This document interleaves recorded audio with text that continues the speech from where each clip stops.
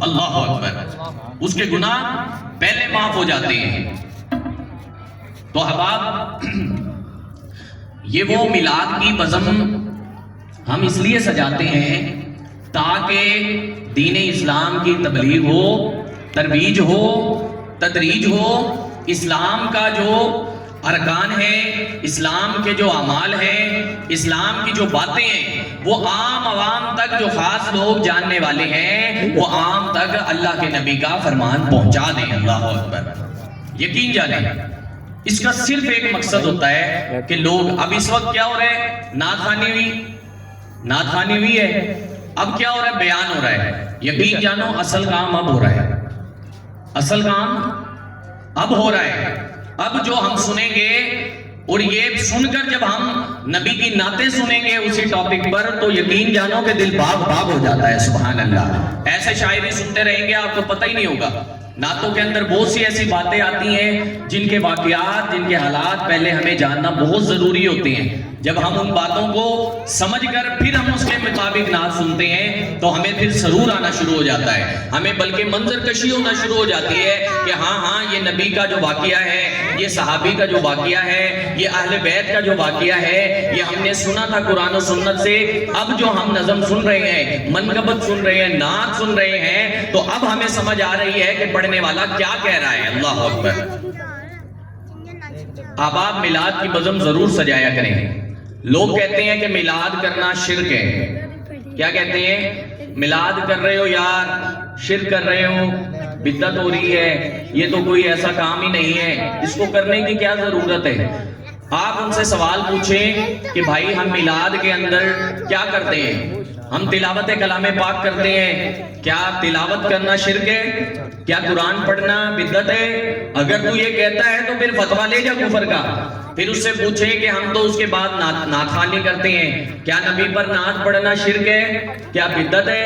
اگر یہ کرنا شرک اور بدعت ہے تو پھر اسلام سے ہم نہیں دیں گے۔ اسلام ایسے بندے کو کفر کے خاتے میں ڈال دیتا ہے، کیونکہ میرے نبی علیہ السلام نے خود حسان ابن ثابت رضی اللہ تعالیٰ عنہ کو سامنے بٹھا کر اپنی نعتیں سنی ہے۔ سبحان اللہ، اللہ اکبر۔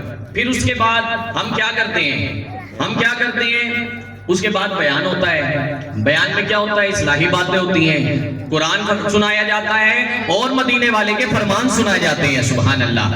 اب آپ میلاد کی بزم قطعاً شرک نہیں ہے، اس میں قطعاً کوئی ایسی خرابی نہیں ہوتی جو ہمارے ذہن میں ڈالی جاتی ہے، عام عوام کے ذہن میں ڈالی جاتی ہے، بلکہ یہ تو وہ محفلیں ہیں جو مردہ دلوں کو زندہ کر دیتی ہیں۔ سبحان اللہ۔ جو منتشر سوچ جو بھٹکی ہوئی ہوتی ہے کہ کیا صحیح ہے، کیا غلط ہے، کس کی بات صحیح ہے، کس کی بات غلط ہے، یہ قرآن کا مسئلہ یہاں سے ٹھیک ہے، یہ نبی کا فرمان کہاں سے ٹھیک ہے، کیا یہ ٹھیک ہے کہ نہیں ہے، اس نے یہ بات کی یا نہیں کی۔ یقین جانو جو سوچ انتشار کا شکار ہوتی ہے، فرمایا کہ ایسی محفلوں میں آنے سے منتشر سوچ ایک نقطے پر منجمد ہو جاتی ہے۔ اللہ اکبر۔ اور سنو، اور اتنا نہیں ہے، ان محافل میں آنے سے بالیدہ خاطر روح جو گناہ کر کر کے کمزور ہو گئی ہوتی ہے، کہتے ہیں یار میرا نماز پڑھنے کو دل نہیں کرتا، میرا تلاوت کرنے کو دل نہیں کرتا، بڑا مجھے ابا بھی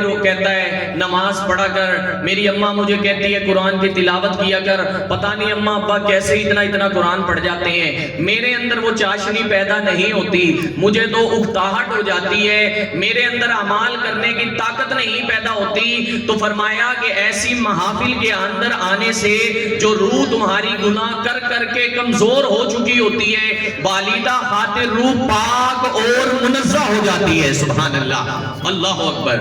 ایسی محافل میں آنے سے بالیدہ خاطر جو روح کمزور ہو جاتی ہے وہ طاقتور ہو جاتی ہے۔ جب وہ طاقتور ہوتی ہے تو پھر وہ راتوں کی تنہائیوں میں تجھے کہتی ہیں آنکھ کھلتی ہے، اٹھ جا ذرا، آجا وضو کر لے، کوئی تجھے نہ دیکھے، صرف رب جلی کے سامنے 2 رکعت نفل تہجد کے پڑھ لے۔ سبحان اللہ۔ آجا اٹھ جا اپنے رب کی تسبیح کر لے، آجا کوئی نہیں دیکھ رہا، مدینے والے پر درود و سلام پڑھ لے۔ سبحان اللہ۔ آجا کوئی نہیں دیکھ رہا، آجا کسی منہ اندھیرے میں کسی غریب کی مدد کرا، کسی غریب کے گھر کے آگے جا کر، جس کے گھر کھانے کے لیے نہیں ہے اس کے گھر چپکے سے جا کر راشن رکھ دے، آجا اور اپنے رب کو راضی کر دے۔ سبحان اللہ، اللہ اکبر۔ پھر یہ اعمال کی جو ہے نا طاقت یہ پیدا ہونا شروع ہو جاتی ہے۔ احباب مجھے بتائیں کہ کیا ہمیں میلاد کی بزم سجانی چاہیے یا نہیں سجانی چاہیے؟ ہاتھوں کو اٹھا کر بتائیں، ہاتھوں کو اٹھا کر بتائیے۔ انشاءاللہ ہم میلاد کی بزم ضرور بضرور سجائیں گے۔ ارے احباب یہ تو عید کا سما ہوتا ہے، سبحان اللہ۔ ہمارے لیے تو جب بھی سونے کا میلاد سجتا ہے ہمیں تو ایسا لگتا ہے جیسے عید ہو گئی ہے، سبحان اللہ۔ کہیے سبحان اللہ، بابا دے بلند کہیے سبحان اللہ، سینے کو مدینہ بنا کے کہیے سبحان اللہ، دونوں ہاتھوں کو اٹھا کے کہیے سبحان اللہ۔ اللہ اکبر۔ ہمیں تو عید کا سما لگتا ہے۔ ہمیں کیا لگتا ہے بلا؟ ہمیں تو لگتا ہے جیسے عید ہو گئی ہے، یہ تو عید کا سما ہے۔ کیسے سب نہا دھو کر، کیسے سب اپنے اچھے اچھے کپڑے پہن کر، اپنے سروں کو ڈھانک کر، خوشبوئیں لگا کر آتے ہیں۔ کیوں آتے ہیں؟ نیت کیا ہوتی ہے؟ نیت صرف یہی ہوتی ہے کہ مدینے والے تشریف لا رہے ہیں، سبحان اللہ۔ اللہ اکبر۔ یہ عید ہوتی ہے۔ آؤ میں تمہیں بتاؤں، ایک عاشق رسول کا واقعہ سناتا ہوں۔ ایک عاشق رسول، سبحان اللہ، ولی کامل، خواجہ خواجگان، خواجہ غلام فرید رحمت اللہ تعالیٰ علیہ، سبحان اللہ۔ کوٹ مٹھن شریف میں آپ کا مزار شریف ہے۔ کوٹ مٹھن کے دولہ ایک مرتبہ رمضان شریف کا چاند کے بعد شوال کا جو چاند نظر آیا تو مرید دوڑے دوڑے آستانہ شریف پر آئے۔ مرید دوڑے کہ ہم بابا جی کو جا کر بتاتے ہیں حضور عید کا چاند نظر آ گیا۔ حضور اعتکاف میں تھے۔ جا کر خوشخبری دینے کے لیے جیسے ہی آستانہ پر انٹر ہوتے ہیں تو حضور عبادت میں مشہور ہیں، مشاہدے میں، مجاہدے میں اور مراقبے میں ایسے بیٹھے ہوئے ہیں، ایسے مشغول بیٹھے ہیں۔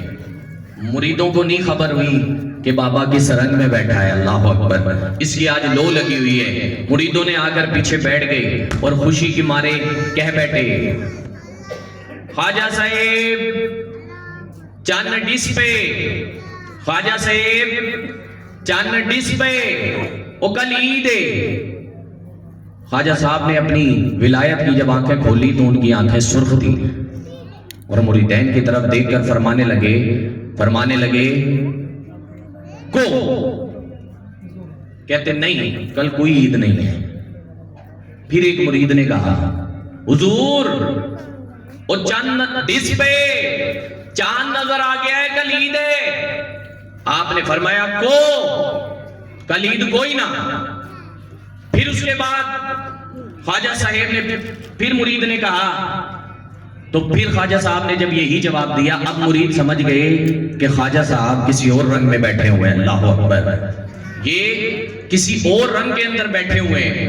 اب مرید نے موقع غنیمت جانا، مریدوں نے کہا خواجہ صاحب وال عید ہوسی کٹا، آپ نے فرمایا او یار منیسی جڑا، اللہ اکبر۔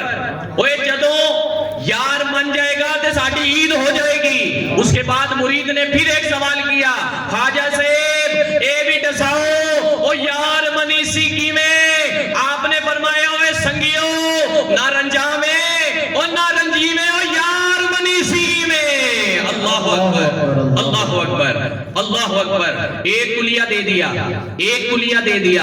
ساری زندگی مریدوں کو کہا اگر تو اس پر عمل کر لے تو یقین کر کہ عرشوں کا خدا بھی راضی ہو جائے گا اور مدینے والا مصطفیٰ بھی راضی ہو جائے گا، سبحان اللہ۔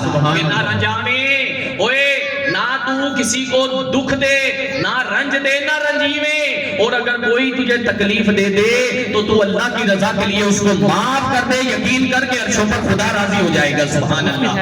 اللہ اکبر، اللہ اکبر۔ قال رسول اللہ صلی اللہ تعالی علیہ وسلم ارحم من فی الارض یرحمک من فی السماء، فرمایا کہ زمین والوں پر تم رحم کرو، آسمان والا تم پر رحم فرمائے گا، سبحان اللہ۔ زمین والوں پہ تم رحم کرو، آسمان والا تم پر رحم فرمائے گا۔ یہ رحم کیا ہے؟ رحم کی بہت سی اقسام ہیں، یہ بھی رحم ہے احباب، یہ بھی رحم ہے، ادھر دیکھیں، یہ بھی رحم ہے کہ کوئی کسی کے لیے دین کی فکر لے کر، دین کا درد لے کر امت کے لیے پھر رہا ہو کہ یار آؤ اسلام کے نقش قدم پر، اسلام کی تعلیمات پر چلو، اس کو رحم آ رہا ہوتا ہے، یقین کرو یہ بھی رحم ہے۔